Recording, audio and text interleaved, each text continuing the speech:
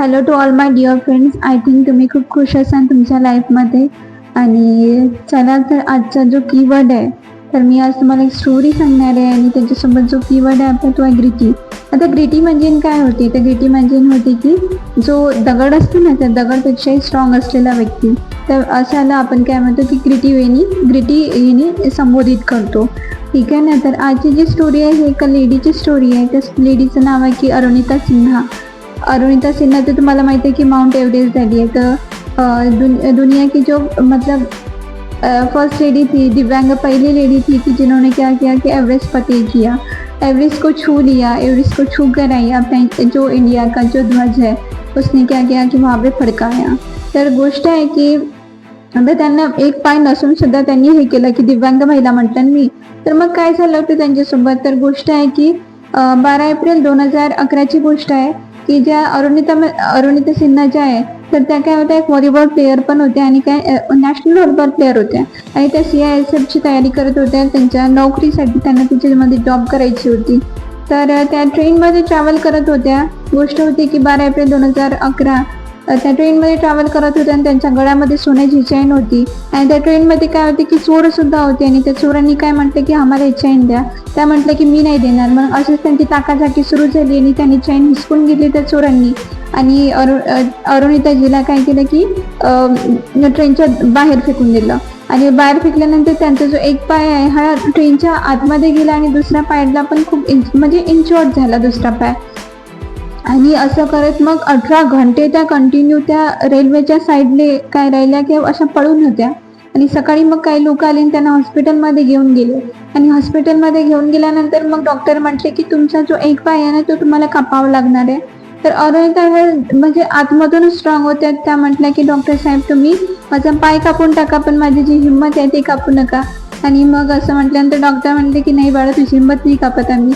आणि मग त्या व्हीलचेअरवर आल्या आणि एक दिवस काय करत होत्या की त्या टीव्हीमध्ये ॲड बघत होत्या आणि टीव्हीमध्ये एव्हरेस्टची ॲड आली. आणि त्यांनी मनामध्ये त्यांच्या डोक्यामध्ये एक चाललं की मला एव्हरेस्ट चढायचं आहे. आणि घरच्यांनी म्हटलं की तू वेडी झाली आहे की काय, की एव्हरेस्ट कुठून, आताच तर तू बरी झाली आहे ना, आताच तुला एव्हरेस्ट चढायचं आहे. त्यांनी म्हटलं की नाही मला एव्हरेस्ट चढायचं आहे, मला नाही माहिती. तर पाय नाही आहे तर काय झालं की माझं जे हार्ट आहे, जे हार्ट असते ना, हार्टबीट आपली स्ट्रॉंग असली पाहिजे, ती माझं तर स्ट्रॉंग आहे ना. तर मग घरच्यांनी म्हटलं की ठीक आहे तू कर, जे काय करायचं असेल ते कर.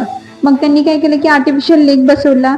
जे प्रॅक्टिसची तयारी केली त्या -40°C मध्ये त्या प्रॅक्टिस करायला लागल्या.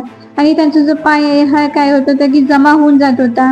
त्याच्यानंतर त्या पळत होत्या, खूप त्रास त्यांना होत होता, बट तरी त्या काय करत राहिल्या, प्रॅक्टिस कंटिन्यू करत राहिल्या.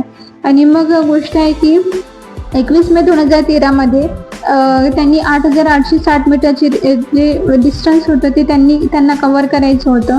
आणि असं करता करता एक जे तापमान होते ते -40°C होतं. आणि ॲज अ इंडियन आपण मायनसमध्ये कधीच नाही गेलो आहे. तर मला तर नाही वाटत की काश्मीरचे लोक जातात, पण मी तर विदर्भातली, अमरावतीतली आहे, ते इतकं नाही होत अमरावतीमध्ये. तर मग असं त्यांनी करून सुद्धा -30°C मध्ये त्या गेल्या. त्यांचा जो पाय आहे, आर्टिफिशियल लेग आहे, हा फसून जात होता, तो बाहेर काढणं, त्याच्यातून रक्त पण निघत होतं आणि त्यांना म्हणजे एक पावलावर मौत होती. तर त्या म्हणाले की म्हणजे त्यांची आपली टीम म्हणाली की मॅडम झालं असं ना, आता राहू द्या, तुमचा जो त्रास आहे हा आमच्याकडनं सहन नाही होत आहे. पण त्या म्हणाले की मी तर मरायला नाही, मी तर झेंडा काढायला आली आहे. जर मला मरायचंच असतं ना, मी त्या ट्रेनवाल्या दिवशी मेली असती, पण नाही, मला देवानं म्हणजे जिवंत ठेवलंय तर काहीतरी करायसाठीच ठेवलं असं. आणि असं त्या बोलल्या. त्यांना माउंट एव्हरेस्टची चोटी दिसली, हिमालयाची चोटी दिसली. आणि मग त्यांनी धीरे धीरे धीरे धीरे गेल्या त्या. आणि तिथं काय केलं की आपला जो ध्वज आहे तर ध्वज त्यांनी तिथं फडकवला. आणि त्या खूप खुश झाल्या. आणि खुश झाल्यानंतर त्या खाली आल्या आणि त्यांना खूप प्राऊड वाटलं की आता मी करून दाखवलंय. म्हणजे स्वतःचा आनंद स्वतःलाच माहीत असतो की किती असतो. की नंतर मग त्यांना त्यांच्या कर्तृत्वामुळे, त्यांच्या कार्यामुळे की राष्ट्रपतीकडून पद्मश्री पुरस्कार सुद्धा त्यांना, पद्मश्री पुरस्काराने त्यांना सन्मानित केलं गेलं. सांगायचं उद्देश मैत्रिणींनो एकच आहे की जर म्हणजे दिव्यांग लोक इतकी समोर जाऊ शकतात तर आपण का नाही.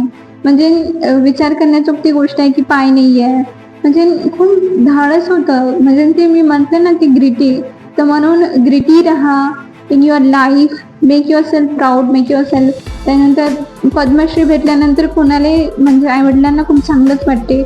की माझी मुलीचा पद्मश्री पुरस्कार भेटलाय बा.